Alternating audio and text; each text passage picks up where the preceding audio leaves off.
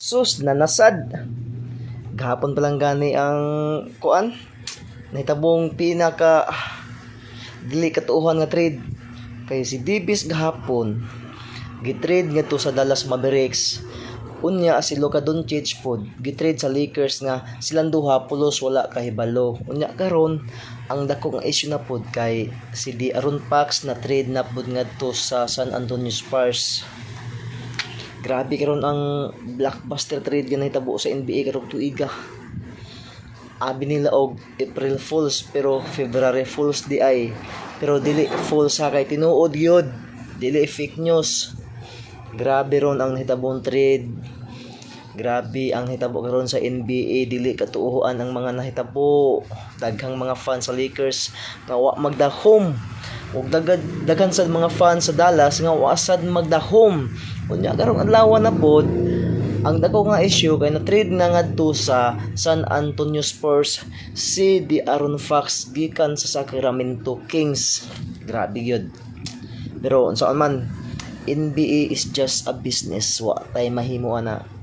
Bisag unsaon pa ninyo mga fans, mga bashers, wa gid may mahimo kay tungod ang NBA negosyo. Mao na nga kung kinsay mga NBA player nga moabot sa inyong mga paborito nga NBA teams, wa mo'y mabuhat. Basta mao lang ginapirmi.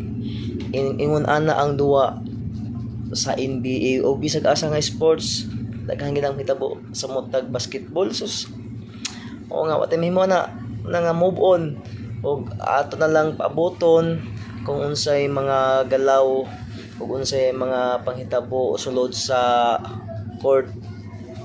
Kay mag-team naman na si LeBron karon og si Luka, nya si Kyrie Irving pud og si Anthony Davis sa Dallas, Wembanyama og si De'Aaron Fox. Diha makita kung unsa gyud ang mahitabo og diha na kita mo basha kung kanang tan-aw ninyo nga dili mo yun pero wa mo kibaw sa umaabot unsa di ay kanindot ang ilang panag-uban matag usa sa court. Diha na ta mo diha na ta mo tawagan ni diha ta mo judge. Skip bye.